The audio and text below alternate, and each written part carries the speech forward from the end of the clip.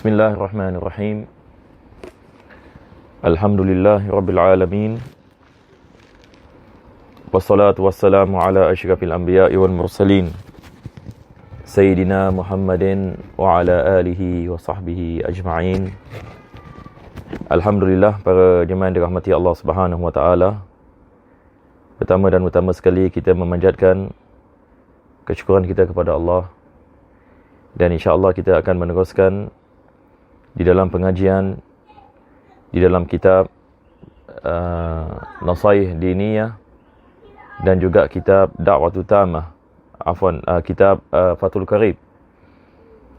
Kita berdoa kepada Allah Subhanahu wa taala, mudah-mudahan Allah menjadikan majlis ini sebab pengampunan bagi segala dosa, dan Allah Subhanahu wa taala menjadikannya sebab pengampunan bagi semua yakni kaum mukminin dan mukminat, dan Allah Subhanahu wa taala memberikan kepada kita taufik dan hidayah yang mana dengannya dapat kita melaksanakan segala apa yang diperintahkan oleh Allah Subhanahu wa taala dan segala apa yang dilarang oleh Allah Subhanahu wa taala dapat kita menjauhi, dan mudah-mudahan Allah Subhanahu wa taala menjadikan kita di antara hamba-hamba yang bertakwa, yang sentiasa melaksanakan segala perintahnya, dan mudah-mudahan Allah Subhanahu wa taala menghidupkan hati-hati kita dengan iman, dengan takwa, dan selamatkan kita daripada segala bala, daripada segala bencana di dunia dan akhirat. Amin ya rabbal alamin.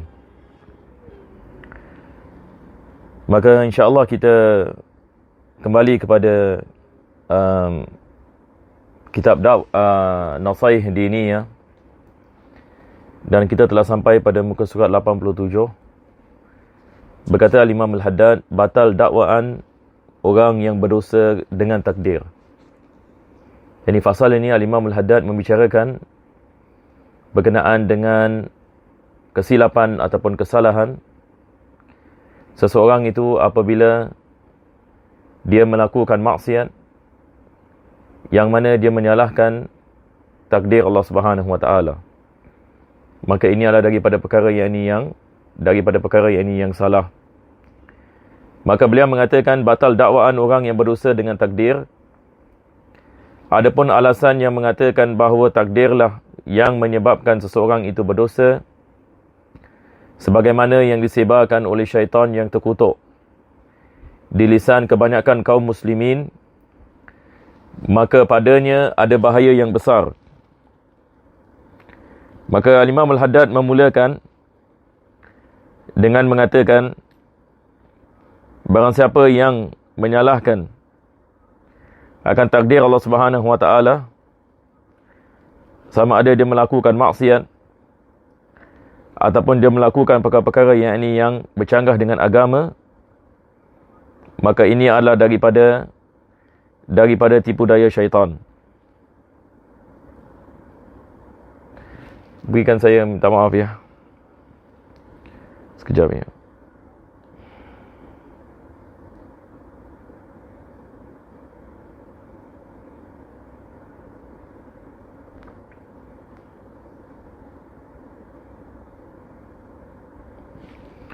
Maka beliau mengatakan,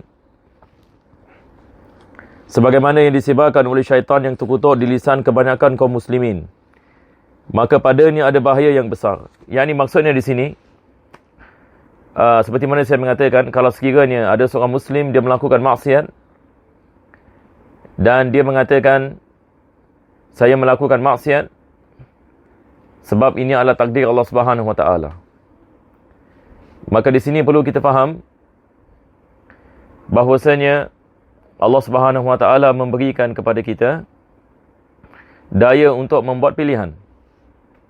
Maka tiap-tiap manusia ada pilihan, dan Allah Subhanahu wa taala tidak memaksa manusia.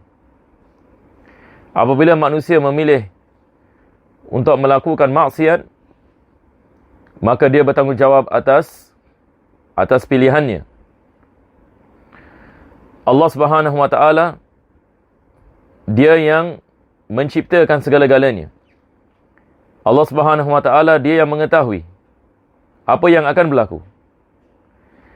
Tetapi bukan maksudnya bila kita mengatakan Allah Subhanahu Wa Taala mengetahui apa yang akan berlaku, bukan maksudnya manusia itu dipaksa.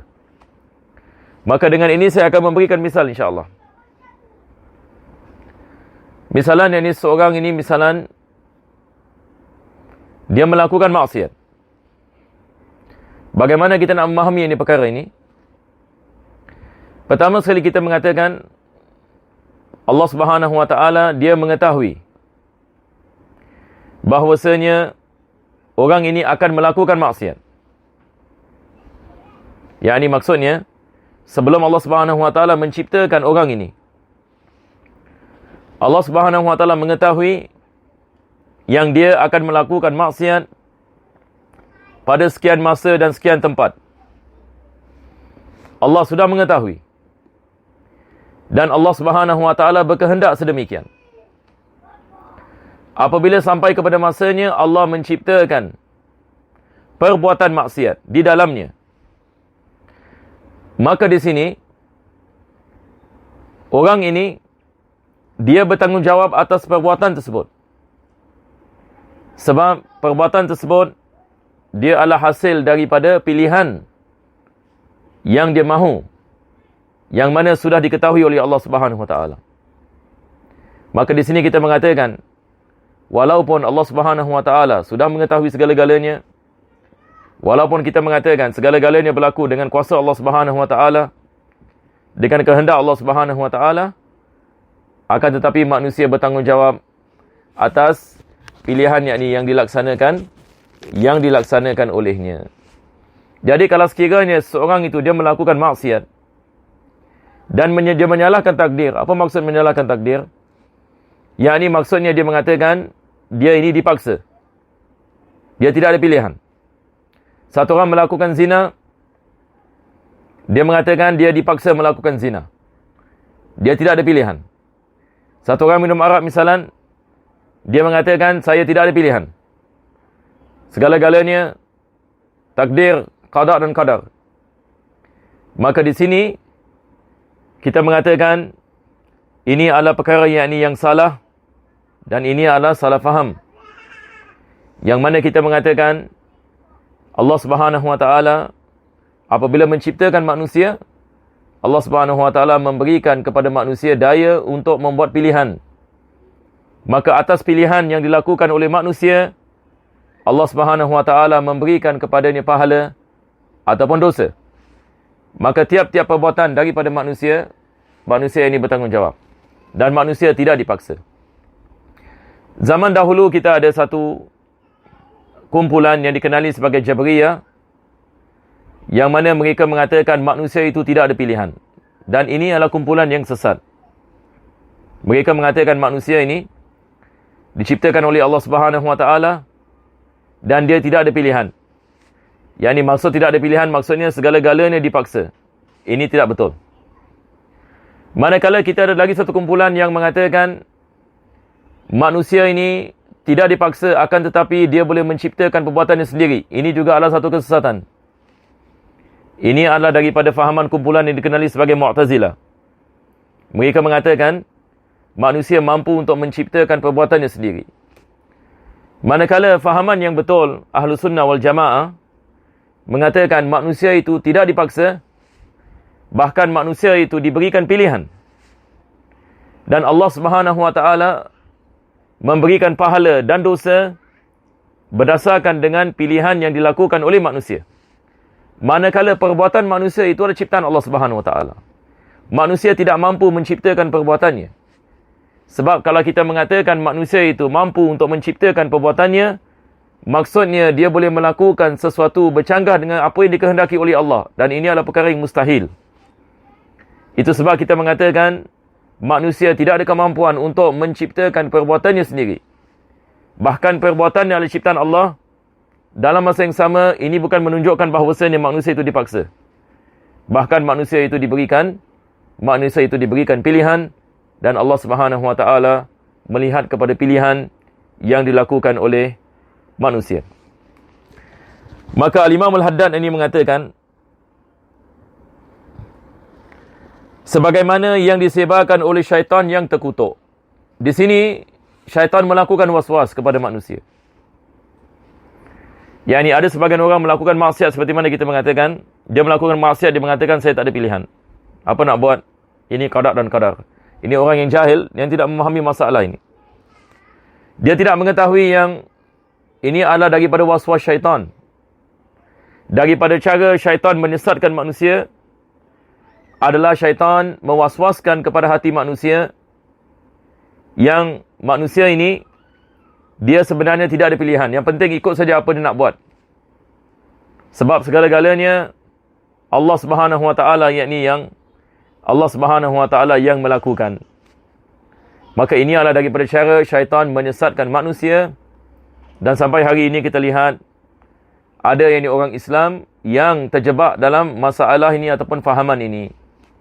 Yang mana kita lihat ada orang melakukan maksiat terus menerus. Dan dia tidak ada merasa kesal sama sekali.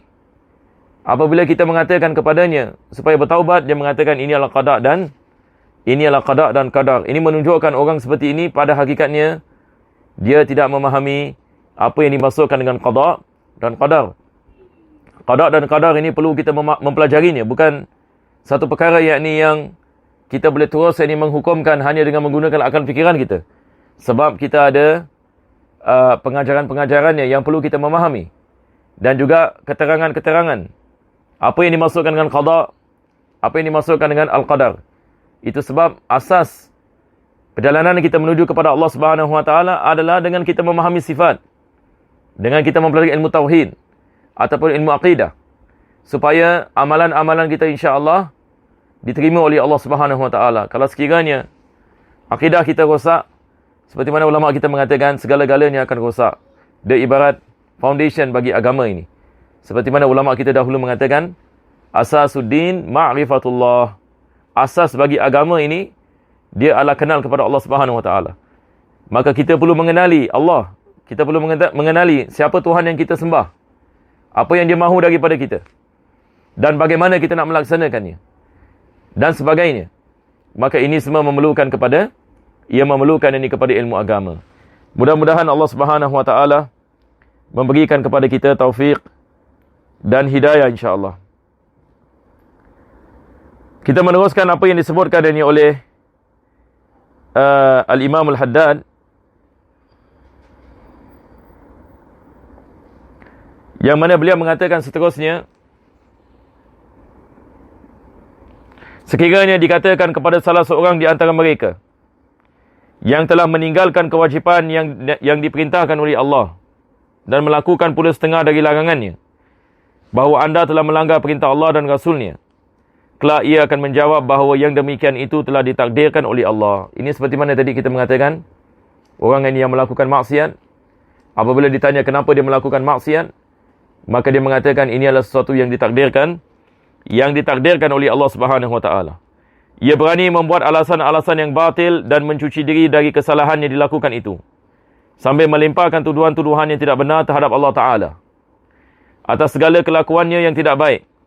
Tidakkah ia mengetahui bahawa Allah itu tidak akan disoal tentang apa yang dia lakukan, malah mereka sekalian akan disoal oleh Allah Subhanahu Wa Taala. Seperti mana Allah mengatakan dalam Al-Quranul Karim, manusia-manusia akan dipersoalkan oleh Allah Subhanahu Wa Taala pada hari kiamat. Yani semua manusia akan kembali kepada Allah Subhanahu Wa Taala, dan Allah Subhanahu Wa Taala akan menanyakan kepada semua manusia agar atas apa yang mereka telah mengerjakan.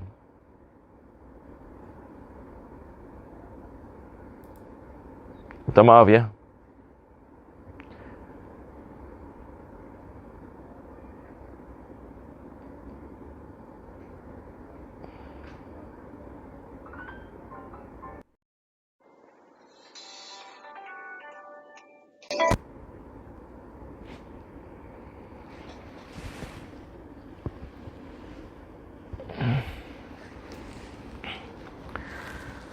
Selepas itu beliau mengatakan, pada pendapatku ucapan orang yang melakukan maksiat ini lebih berat dosanya dari maksiat yang dilakukan itu sendiri, dan lebih mengandungi bahaya atas dirinya, atas dirinya dari maksiat yang dilakukan itu sendiri, dan lebih mengetahui bahaya atas dirinya sama ada di dunia maupun di akhirat. Sebab maksud ucapannya ini, jika ia mengiktikadkannya di lubuk hatinya, menunjukkan bahawa tiang-tiang agamanya sedang bergoncang dari asasnya. Seperti mana kita mengatakan, apabila seseorang ini ada iktikad Jabriyah seperti ini, maksudnya dia mengatakan manusia itu tidak ada pilihan. Dia mengatakan manusia itu tidak ada pilihan. Maka ini akan merosakkan amalannya. Perkara seperti ini akan merosakkan amalannya. Dia melakukan maksiat, akan tetapi dia tidak iktiraf yang dirinya telah melakukan maksiat. Maka orang ini yang melakukan iktikad seperti ini, maka agamanya sedang berada dalam keadaan bahaya.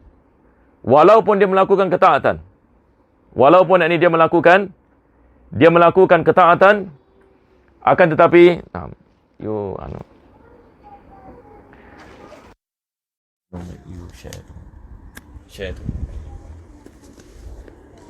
akan tetapi dia sentiasa ini berada dalam keadaan bahaya, disebabkan ini dia mengintingkan melakukan maksiat. Mudah-mudahan Allah Subhanahu Wa Taala menyelamatkan kita daripada musibah ini. Itu sebab jemaah dirahmati Allah Subhanahu Wa Taala, apa yang kita dapat manfaat daripada jangan kacau-kacau. Bersoalkan oleh Allah Subhanahu Wa Taala pada hari. Jangan masuk. Kita memahami masalah dengan baik. Hari ini kita Sampai akan sini. Jangan. adakah kita telah mempelajari ilmu tauhid? Adakah kita telah mempelajari ilmu akidah? Adakah kita telah mempelajari tentang adakah kita telah mempelajari tentang sifat-sifat Allah Subhanahu Wa Taala? Adakah kita telah mempelajari Kenapa tak pakai seluar ni? Pakai seluar. Kalau tak, people dapat.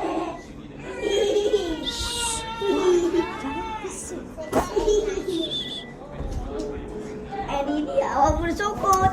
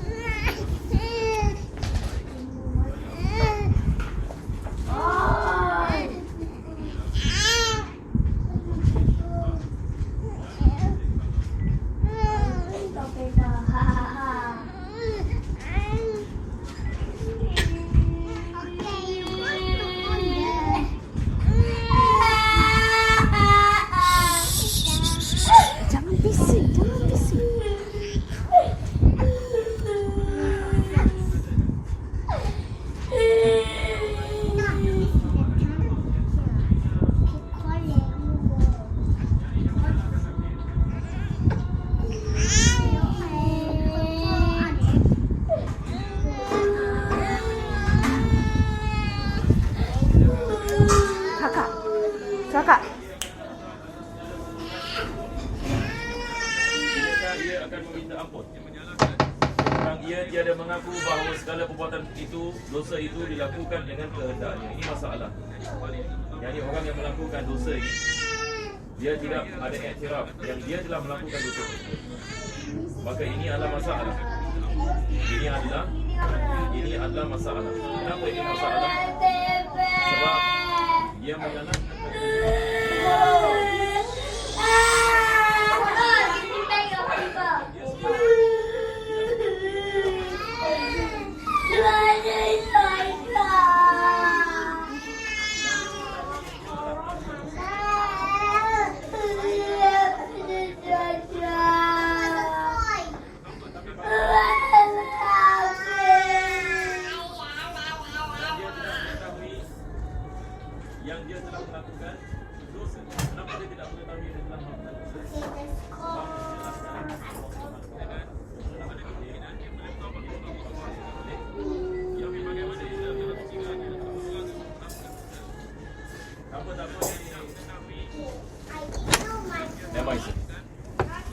maaf ya. Kadang-kadang berlaku sedikit ini masalah ini teknikal ya jemaah.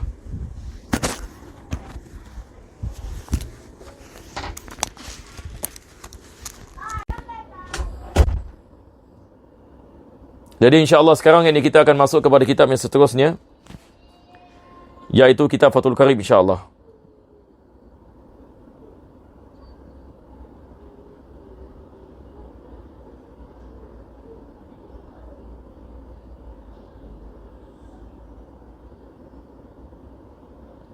Jadi bagi mereka yang ada kitab, boleh ini kita lihat yang ini di mana kita berhenti pada minggu yang lepas. Bagi mereka yang tidak ada kitab, antum boleh lihat ini kepada apa yang saya post tadi jam 8 lebih pada Facebook Masjid Khalid. Jadi kita boleh lihat ini di sana muka suratnya insya-Allah.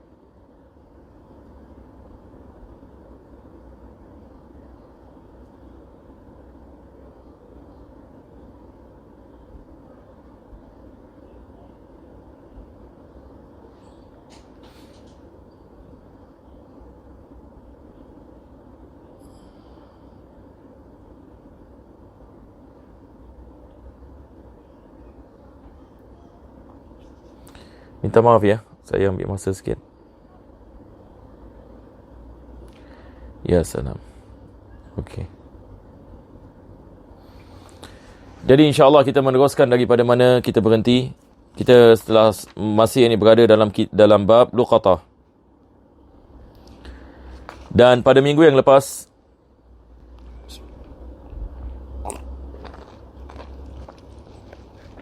saya membicarakan berkenaan dengan kalau sekiranya seseorang itu dia menjumpai ini barangan, maka kalau sekiranya dia mengambilnya dan dia menyimpannya, ini menjadi amanah ke atasnya. Tapi kalau sekiranya dia melakukan iklan dengan niat untuk memilikinya, maka setelah yang ini dia setahun yang ini berlalu, maka barangan tersebut akan menjadi, dia dapat yang ini memiliki barang tersebut. Akan tetapi kalau sekiranya pemiliknya datang kembali, maka diwajibkan ke atasnya untuk mengembalikan barang tersebut. Kalau sekiranya barang itu rosak, diwajibkan ke atasnya untuk dia menggantikannya. Manakala kalau sekiranya seseorang itu menyimpan suatu barangan sebagai amanah, maka tidak diwajibkan dia menggantikannya. Kalau sekiranya barang itu rosak, dengan syarat itu bukan kesilapannya. Maka minggu lepas saya memberikan misal, kalau sekiranya seorang jumpa kitab ini misalan, dan dia meletakkan kitabnya di rumahnya, selepas itu rumah terbakar, ataupun berlaku gempa bumi misalan. Kalau sekiranya dia niat simpan kitab tersebut sebagai amanah, maka tidak diwajibkan dia menggantikannya. Sebab ini adalah amanah ke atasnya sahaja. Tidak diwajibkan yang ini dia menggantikan. Berbeza kalau sekiranya dia menyimpannya untuk memilikinya, maka diwajibkan dia menggantikannya walaupun bukan kesilapannya. Sekarang ini kita lihat penulis ini mengatakan, dan bila mengambil luqatah bertujuan untuk memilikinya, maka wajib mengumumkan kita pergi muka surat 85. Adapun luqatah barang temuan dalam sebagai redaksi kitab, adapun banyaknya luqatah itu ada 4 macam. Sekarang ini penulis ini mengatakan, barangan yang dijumpai terbagi kepada 4 bahagian. Barangan yang dijumpai terbagi kepada 4 bahagian. Ini yang kita akan membicarakan. Yang pertama dia mengatakan barang yang tetap tahan lama, seperti emas dan perak. Maka ketentuan hukum yang telah lewat, yakni mengumumkan dalam masa setahun dan berhak memilikinya setelah setahun, itu menjadi ketentuan hukum bagi barang yang tetap tahan selamanya. Bahagian yang pertama adalah bahagian yang boleh bertahan. Kita mengatakan bahagian barang yang boleh bertahan. Seperti apa? Seperti emas, seperti hari ini kita mengatakan duit misalan, handphone. Ini semalah barangan yang boleh bertahan. Ini seperti mana kita mengatakan sebelum ini. Yakni kalau kita nak memilikinya, maka kita melakukan iklan, selepas tahun kita memilikinya. Kalau sekiranya kita menyimpannya sebagai amanah, maka diwajibkan kita kembalikan kepada pemiliknya kalau sekiranya pemiliknya datang dan mahu kembali barang tersebut. Yang kedua, dia mengatakan barang yang tidak tetap tahan, seperti makanan yang basah. Misalan satu orang jumpa nasi lemak, satu orang jumpa nasi ayam. Ini yang kita maksudkan, makanan yang tidak boleh tahan lama. Maka apa yang sepatutnya kita melakukan kalau sekiranya kita jumpa makanan? Kalau sekiranya yang ini kita jumpa yang ini makanan. Maka dia mengatakan barang yang tidak tetap tahan, seperti makanan basah, maka bagi orang yang menemukannya boleh memilih antara dua perkara. Yang pertama, memakan barang itu dan bertanggungjawab, artinya siap bertanggungjawab nilai harganya. Pertama sekali adalah kalau sekiranya seorang itu jumpa makanan, maka dia boleh memilih sama ada dia nak makannya, dan selepas itu yang ini dia membayar harga makanan tersebut kepada pemiliknya kalau sekiranya pemilik itu datang. Yang ini misalan satu orang ini bila dia jumpa makanan, dia takut kalau sekiranya dia tidak makan, makanan itu akan basi. Maka dia boleh makan makanan tersebut. Ini sekali lagi ya. Satu orang ini misal saya mengatakan, satu orang ini dia jumpa makanan, misalnya dia jumpa nasi lemak, satu bungkus nasi lemak. Dan dia tahu kalau sekiranya tak ada orang makan nasi lemak ini dan pemiliknya tidak ada. Tidak ada orang yang ini memakannya, maka dia akan basi. Jadi apa dia boleh buat? Dia boleh memakannya. Orang yang jumpa ini boleh memakannya. Setelah dia memakannya, datang pemilik misalan. Maka di sini kita mengatakan diwajibkan ke atasnya untuk dia membayar harga makanan itu kepada pemiliknya. Misalan kalau nasi lemak itu harganya adalah $5 misalan. Maka dia bayar kepada pemilik tersebut $5. Dia telah memakannya. Ini adalah pilihan yang pertama yang dia boleh melakukan. Yang kedua, menjualnya dan menjaga nilai pembayarannya. Yang kedua, dia boleh menjual makanan itu. Dia tidak memakannya, tetapi dia jual kepada orang lain. Selepas itu dia simpan duitnya. Kalau sekiranya datang ini pemilik, maka dia membayar pemilik tersebut duit hasil daripada jualan. Jadi saya harap ini terang ya. Ini adalah masalah kalau sekiranya seseorang itu dia jumpa makanan, apa yang dia harus melakukan. Maka penulis Fathul Qarib ini mengatakan dia ada dua pilihan. Pilihan yang pertama, sama ada dia memakannya, dan selepas itu dia menggantikan harga makanan itu kepada pemiliknya kalau pemiliknya datang. Situasi ini. Yang kedua adalah dia menjual makanan tersebut dan dia simpan nilai makanan itu. Jadi saya harap kita boleh faham insya-Allah. Yang ketiga, barang yang boleh tetap tahan lama dengan diolah sedemikian rupa, seperti kurma dan anggur yang masih basah. Jenis ini yang ketiga adalah kalau sekiranya seseorang itu dia jumpa sesuatu makanan, dan jenis ini makanan ini boleh disimpan. Jenis makanan ini boleh disimpan. Maka dia memberikan misal, satu orang jumpa kurma basah yang dikenali sebagai rutab. Ini berkenaan dengan kurma ini, kita ada dua jenis kurma. Kita ada kurma basah dan kita ada kurma yang kering. Kurma basah dikenali sebagai rutab. Kurma yang kering dikenali sebagai tamar. Kalau sekiranya seorang itu dia jumpa kurma yang basah, jadi apa yang dia boleh buat? Ataupun anggur yang basah. Anggur pun kita ada anggur yang basah dan kita ada kismis. Maka pihak penemu melakukan suatu tindakan yang mengandung maslahat, seperti menjualnya serta menjaga harganya. Yang ini dia boleh lihat kepada keadaan. Kalau sekiranya dia tahu dia boleh menjual barangan ini, maka dia boleh menjualnya dan dia simpan harganya. Ini adalah yang pertama dia boleh melakukan. Yang kedua dia mengatakan atau mengeringkannya serta menjaganya hingga jelasnya ia pemilik. Yang kedua dia boleh buat adalah dia simpan kurma basah itu dan keringkannya. Yang mana kurma basah ini kalau dikeringkan dia ditamar. Dan tamar kita boleh simpan. Kita boleh simpan dalam rumah kita, tidak ada masalah. sehingga pemiliknya datang. Ataupun sehingga yang ini kita tunggu selama 1 tahun selepas ini kita iklannya. Jadi di sini kita ada 2 pilihan. Penulis memberikan misal 2 jenis makanan yang boleh tahan. Pertama sekali adalah kurma, kedua adalah anggur.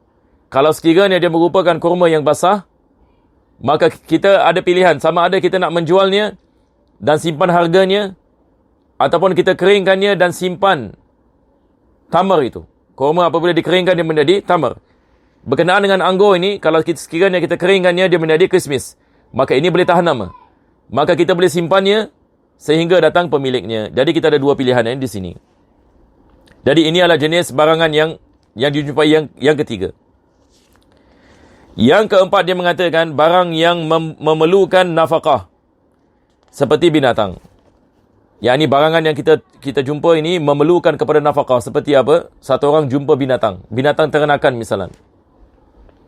Satu orang yang jumpa yang ini sejenis ini binatang. Yang mana kita perlu memberikan makanan kepadanya. Ini yang dimaksudkan dengan nafkah. Kalau sekiranya kita jumpa yang ini binatang-binatang, maka perlu untuk kita memberikan nafkah yang ini kepada mereka. Barang temuan semacam ini ada 2 macam. Pertama sekali binatang yang tidak dapat menjaga dirinya dari binatang-binatang yang buas seperti kambing dan anak sapi. Jenis ini yang pertama adalah binatang yang tidak dapat mempertahankan dirinya daripada binatang yang buas. Sebagai misal, kambing. Satu orang jumpa kambing. Ataupun satu orang yang jumpa lembu misalnya. Ini adalah jenis ini binatang kalau sekiranya dia jumpa di padang pasir ataupun dia jumpa di hutan misalnya. Ini adalah jenis ini binatang yang tidak dapat mempertahankan diri mereka. Berbeza dengan binatang-binatang yang dapat mempertahankan dirinya seperti kuda, seperti unta yang akan disebutkan ini selepas ini. Jadi kalau sekiranya binatang ini adalah jenis binatang yang tidak dapat mempertahankan dirinya, maka dia mengatakan orang yang menemukannya boleh memilih antara 3 perkara. Seperti satu orang jumpa ayam, jumpa kambing, jumpa lembu, maka dia ada 3 pilihan. Pertama sekali, memakannya dan menggantikan harganya. Yang dia sembelih binatang tersebut. Selepas itu, dia menggantikan harganya kalau sekiranya pemiliknya datang. Ini adalah yang pertama. Kenapa kita mengatakan dia boleh memakannya? Sebab ini adalah binatang yang tidak dapat mempertahankan dirinya. Maksudnya kalau kita lepaskannya ke hutan, ayam, kambing, ditakuti dia akan dimakan oleh binatang buas. Betul ke tidak? Satu orang ini dia jumpa misalnya ayam di padang pasir misalnya. Kalau sekiranya dia tidak memakan ayam ini, besar kemungkinan ayam ini akan mati. Ayam ini akan dimakan oleh binatang buas. Maka dibolehkan dia memakan ayam ini. Dibolehkan dia memakan ayam ini. Kalau sekiranya pemiliknya datang, maka diwajibkan ke atasnya untuk membayar harganya. Jadi saya harap kita dapat faham insya-Allah. Sama juga dengan kambing, sama juga dengan sapi. Ini pilihan yang pertama. Yang kedua, meninggalkannya, yakni membiarkannya, tidak memakannya. Tanpa memakannya serta bersedekah dengan memberi makan yakni binatang itu. Yakni satu orang ini misalnya dia jumpa yakni ayam ataupun yakni dia jumpa kambing ataupun sapi dan sebagainya. Maka dia tidak mengambilnya. Dia membiarkan saja, tidak ada masalah. Ataupun dia mengambilnya tapi dia tidak memakannya. Dia membiayai nafkah bagi binatang itu. Maksudnya dia jaga ayam itu, dia jaga kambing itu. Tetapi di sini perlu kita faham ya, dalam Islam kalau sekiranya seorang itu jumpa binatang seperti ini, binatang-binatang yang kecil seperti ini yang tidak dapat mempertahankan diri mereka, kalau sekiranya kita menjumpainya dan kita memberikan makanan kepada binatang ini dikirakan tatawwu', yakni maksudnya dia dikirakan sebagai satu infak daripada diri kita. Maksudnya kalau pemiliknya datang dan mengatakan ini ayam saya, kita wajib kembalikan ayam itu kepada pemiliknya dan tidak dibolehkan kita mewajibkan ke atas pemilik itu untuk membayar nafkah ataupun duit makanan binatang yang kita telah memberikan. Jadi sekarang kita boleh faham insya-Allah. Ini yang dimaksudkan oleh penulis di sini. Yakni kalau sekiranya kita memberikan makanan kepada binatang itu, maka kita tidak boleh claim ini maksudnya. Kalau zaman sekarang kita panggil istilah apa? Kita tidak boleh kita tidak boleh claim. Ini yang semua balik ini kepada apa? Kepada kita punya, sendiri punya apa kita mengatakan, memberikan makanan. Maka ini adalah yang kedua. Yang ketiga, menjualnya serta menjaga harganya sampai jelas si pemilik. Sampai maksudnya datang si pemilik. Pilihan yang ketiga adalah kita menjual ayam ini misalnya. Saya menggunakan misal ini ayam supaya senang kita faham. Ayam ini jenis binatang yang tidak boleh mempertahankan dirinya. Kita jumpa ayam misalnya kat padang pasir, kat hutan ini misalnya. Ada kemungkinan ayam ini dimiliki oleh seorang, ada kemungkinan ayam ini tidak dimiliki. Maka kita boleh mengambilnya. Kita boleh mengambilnya dan kita menjual ayam ini misalnya di pasaran. Kalau sekiranya datang pemiliknya, maka kita bayar duit tersebut. Ini adalah jenis binatang-binatang yang tidak boleh mempertahankan diri mereka. Sekarang penulis ini membicarakan tentang binatang-binatang yang boleh mempertahankan diri mereka. Bagaimana pula kalau sekiranya kita jumpa binatang seperti ini? Ini ada hukum yang berbeza. Maka dia mengatakan, kedua, binatang yang dapat mempertahankan dirinya dari binatang-binatang buas. Ini saya baca daripada muka surat 87 bagi yang ada kitab. Seperti unta dan kuda. Seperti unta dan kuda. Sekarang pula satu orang lihat ada unta di padang pasir. Adakah dibolehkan dia mengambil unta ini? Tidak dibolehkan. Apa sebabnya? Sebabnya adalah unta ini adalah binatang yang boleh mempertahankan diri. Di sini kita faham, ulama-ulama kita dalam ilmu fiqh membezakan di antara binatang yang boleh mempertahankan diri dan binatang yang tidak boleh mempertahankan diri. Kalau sekiranya binatang yang tidak boleh mempertahankan dirinya, seperti mana kita mengatakan tadi, dibolehkan kita memakannya ataupun kita menjualnya. Kalau sekiranya binatang yang boleh mempertahankan dirinya seperti kuda dan unta, maka tidak dibolehkan kita mengambilnya begitu sahaja. Maka jika orang yang menemu di suatu padang pasir, maka hendaknya ia meninggalkannya. Ini yang pertama sekali penulis mengatakan, hendaklah dia meninggalkannya. Dan haram mengambilnya untuk dimiliki. Diharamkan kita mengambil. Sebab ini adalah jenis binatang yang boleh mempertahankan diri mereka sendiri. Sehingga bila ia mengambilnya dengan tujuan untuk memiliki, maka ia harus bertanggungjawab. Kalau sekiranya dia takut misalnya, dia tidak mengambil binatang ini, ditakuti binatang ini akan dicuri ataupun akan dibunuh misalnya, maka dia mengambilnya. Kalau sekiranya dia mengambilnya, maka dia bertanggungjawab ini atas binatang ini. Kalau sekiranya binatang itu mati dan sebagainya, wajib dia membayar kepada pemiliknya. Kalau sekiranya pemiliknya datang, maka diwajibkan dia membayar ganti rugi. Kalau sekiranya dia mengambil binatang tersebut, walaupun dia mengatakan di sini ada maslahat, ditakuti binatang ini akan dibunuh dan sebagainya. Dan bila orang yang menemukan binatang itu di perumahan, di perumahan maksudnya adalah di tempat kawasan perumahan, tempat orang tinggal, maka dia boleh memilih antara 3 perkara. Sekarang pula kalau sekiranya binatang-binatang itu dijumpai di kawasan perumahan, kenapa kita membezakan di antara kawasan perumahan dengan padang pasir ataupun hutan? Sebab kalau sekiranya dia berada di perumahan, besar kemungkinan ada pemiliknya yang wujud di situ. Manakala kalau sekiranya dia menjumpainya di padang pasir misalan, maka kita tidak mengetahui adakah ini adalah binatang yang liar ataupun yang ini dimiliki oleh orang. Dan walaupun kalau sekiranya dia binatang yang liar, dia dapat mempertahankan dirinya. Tetapi kalau sekiranya didapati di kawasan perumahan, maka di sini ada pemilik bagi binatang ini. Maka dia boleh memilih antara 3 perkara. Dia boleh memilih antara 3 perkara. Ini kalau sekiranya dia berjumpa binatang itu di kawasan perumahan. Adapun yang dikehendaki dengan 3 perkara di sini adalah sebagaimana yang tersebut di depan dalam persoalan binatang yang tidak dapat melindungi dirinya sendiri. Dia balik kepada 3 perkara yang seperti mana kita mengatakan, bagi binatang yang tidak dapat mempertahankan diri mereka sendiri. Seperti apa? Pertama sekali, dia boleh memakannya. Kedua, dia boleh menjualnya. Dan ketiga, dia boleh menyimpannya. Dan dia yang mengeluarkan duit untuk nafkah binatang binatang yang ini tersebut. Ini kalau sekiranya dia menjumpai binatang yang boleh mempertahankan diri walaupun di kawasan yang ini perumahan, sehingga yang ini datang pemiliknya. Wallahu a'lam ini bis-shawab.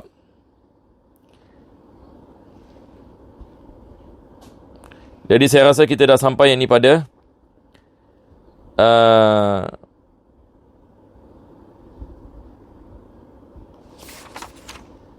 penghujung bab yang luqatah.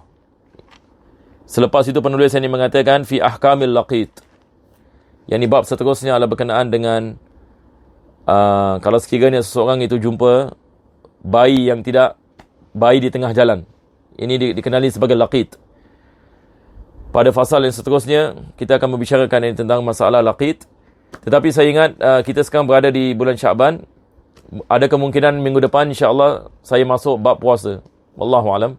Besar kemungkinan insya-Allah kita masuk bab puasa berkenaan dengan masalah laqit. Kita tangguhkan yang ini selepas Ramadan ini mungkin. Jadi saya akan post yang ini di WhatsApp. Kalau sekiranya minggu depan saya masuk ini pada bab puasa, sebab saya rasa lebih baik kita masuk kepada bab puasa.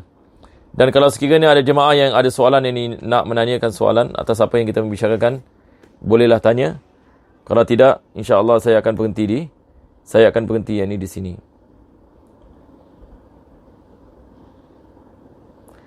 InsyaAllah kalau tidak ada, kita berhenti ini dengan kita membaca doa penutup. Rabbana taqabbal du'ana innaka antas samiul alim wa tub alaina innaka antat tawwabur rahim wa khtim bisalihati a'malan wa ajran ya Allah ya karim bi fadli subhana rabbika bil izzati amma yasifun wa salamun alal mursalin walhamdulillahi rabbil alamin. Taqabbalallahu minkum. Assalamualaikum warahmatullahi.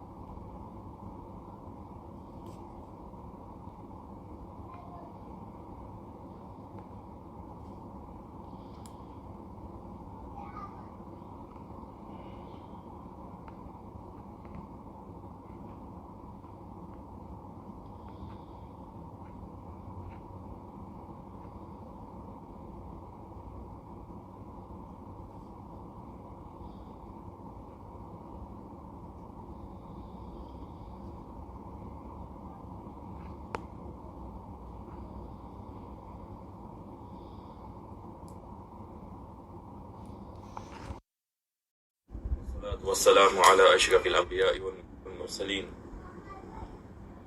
Jadi kalau sekiranya seorang itu dia melakukan maksiat dan menyalahkan takdir. Apa maksud menyalahkan takdir? Yakni maksudnya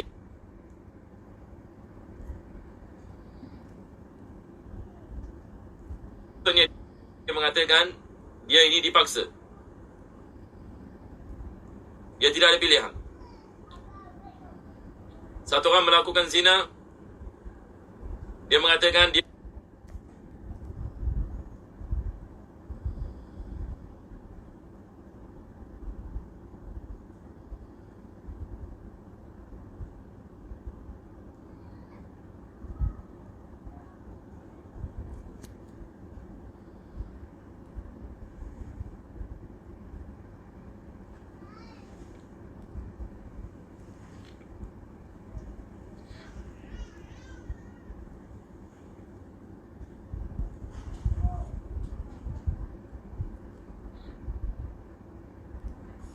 My fellow Singaporeans, good afternoon. I last spoke to you on COVID-19 3 weeks ago. Since then, the number of new cases But that's just this question, you know.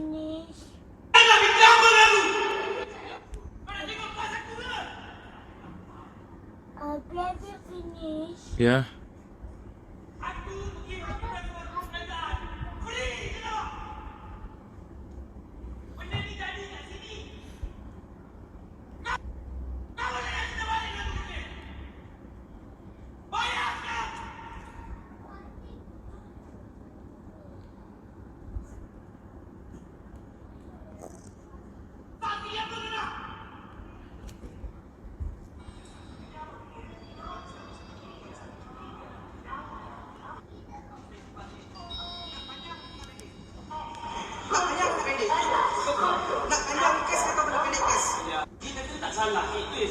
Sekarang ni kes kemenangan salah, siapa salah siapa tidak itu belakang kita. Yang penting atau pembawa polis hajar sangat kenapa? Aku sakit. Kau boleh cakap gini. Saya polis. Kata saya akan bagi tahu rumah awak semua. Aku sakit. Kau boleh cakap gini. Saya polis. Kata saya.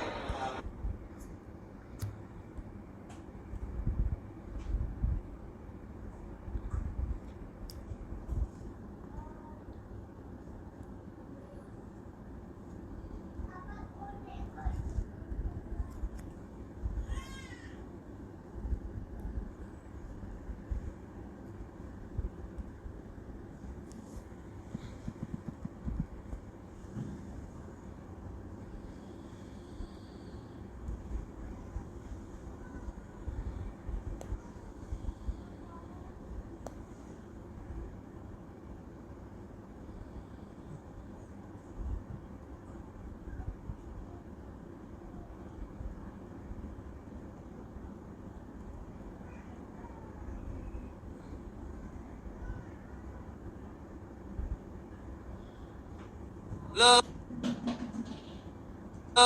إله إلا الله محمد رسول الله.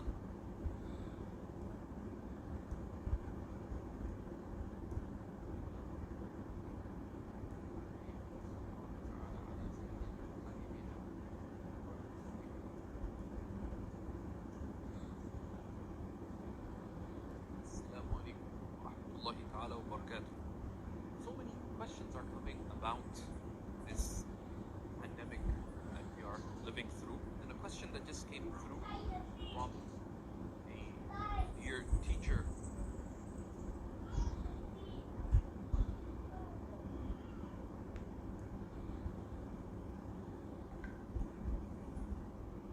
Bismillahirrahmanirrahim.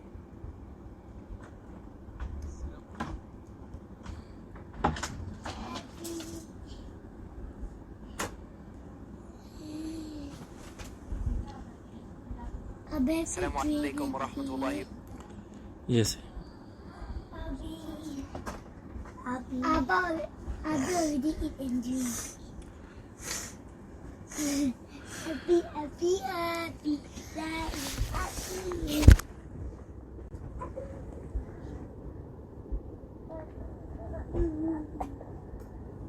Pasti sabun.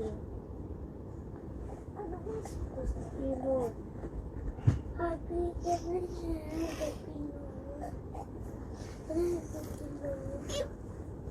No. Go outside. Mama, that's my pillow. I think. You want to rest, Kawan? Jangan bising ya. Yang dia tak makan ya?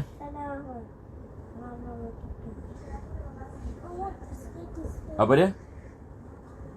Ha? Apa you cakap? Kat luar lah. Mama dengan Ahmad go outside please. Sit outside. Abi ada all these things kat sini.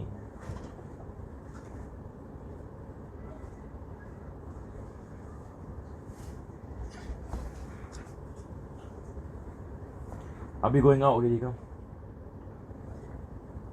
Ya Allah. Zainab? What are you reading, Zainab?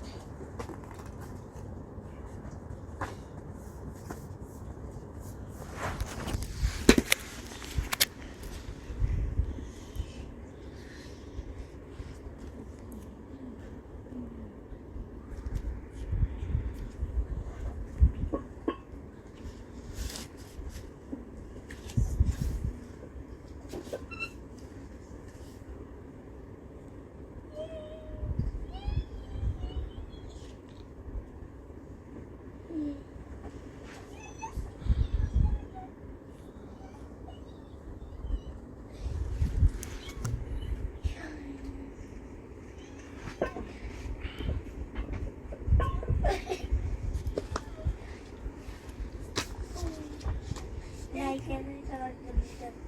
He wants to read the vision. Wow. Hey, what's your pillow? Okay, I can see all my head. Yeah.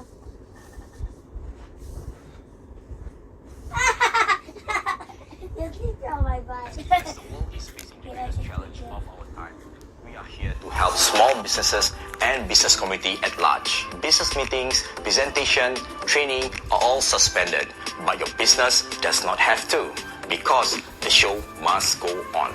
There's never been a better time now that your business can be replaced in with live stream and recorded videos. You can do it in the studio with high quality lightings, professional audio, a multicam setup, to make you and your brand sound and look compelling. Here are the 7 things you can do to help your business continuity. Number 1, talk show. Why not increase your engagement rate with a live talk show? Number 2, product demonstration.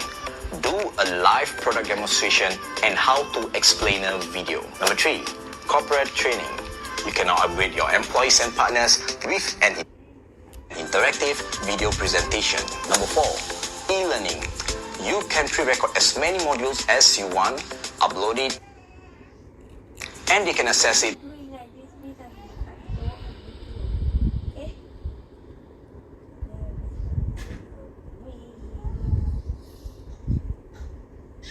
If the pillow is shaky, please I do it. If the pillow is going to fall, then we don't need it, that is me. Move up and down, this is me. I should fall and then we Anytime.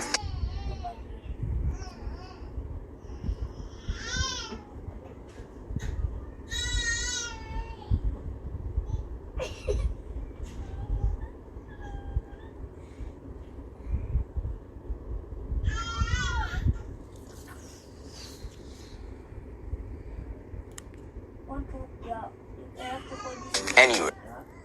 If not, you cannot already hold it this way tight.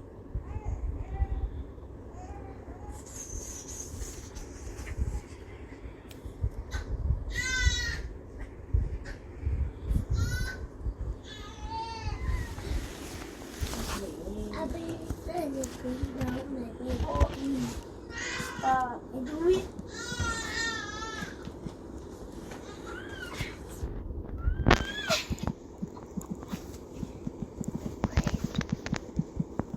I like the heat. It's a big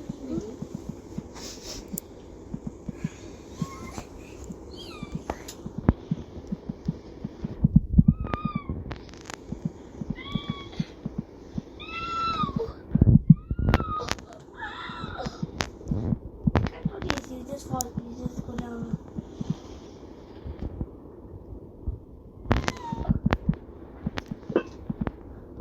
Stall, go for it.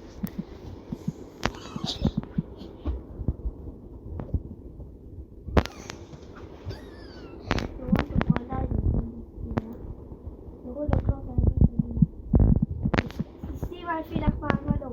See my feet go like this, right? Only like that, then you will.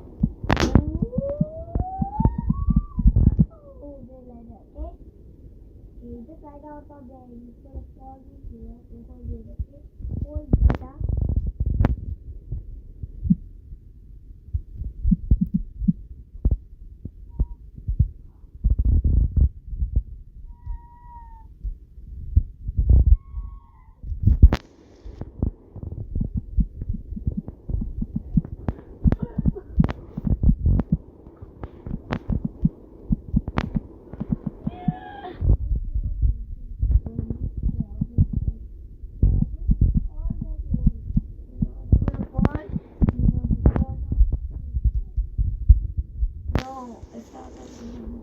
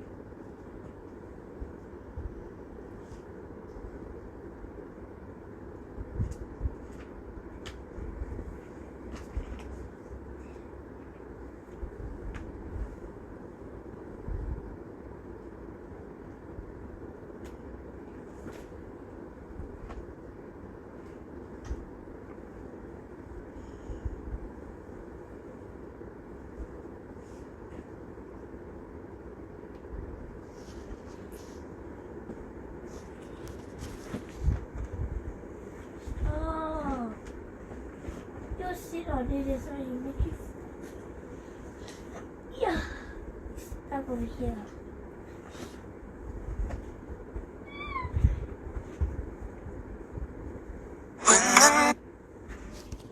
Okay, come kita makan, come. Let's go. You already eat. What do you eat just now? What you want to stop? Bismillahirrahmanirrahim. And somebody can eat. Nak? Abi nak? لا ينزع اليسرى أولا Kasih ثم ينزع اليمنى فتكون اليمنى أولهما دخولا وآخرهما نزعان في النعلين. ترجل معنى التمشط يمشط جنب. Abi! Phone drop.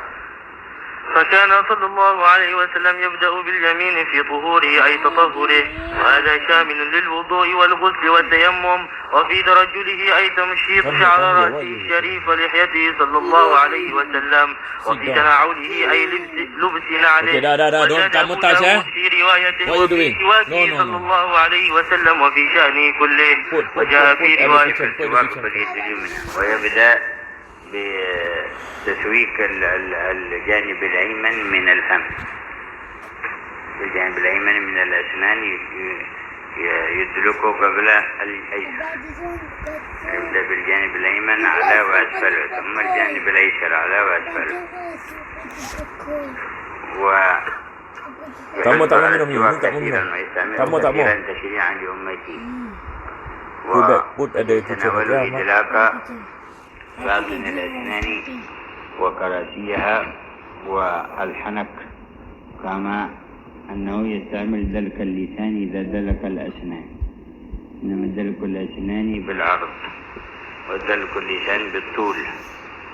فلما ابتدأ يتفلسف الأطباء طب الأسنان وأحدثوا هذا الفرشاة والمعجين قالوا إنه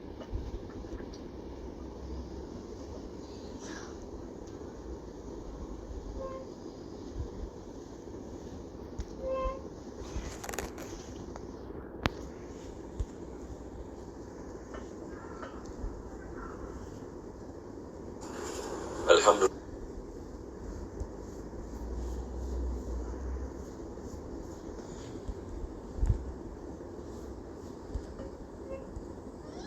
لله رب العالمين، والصلاة والسلام على أشرف الأنبياء والمرسلين.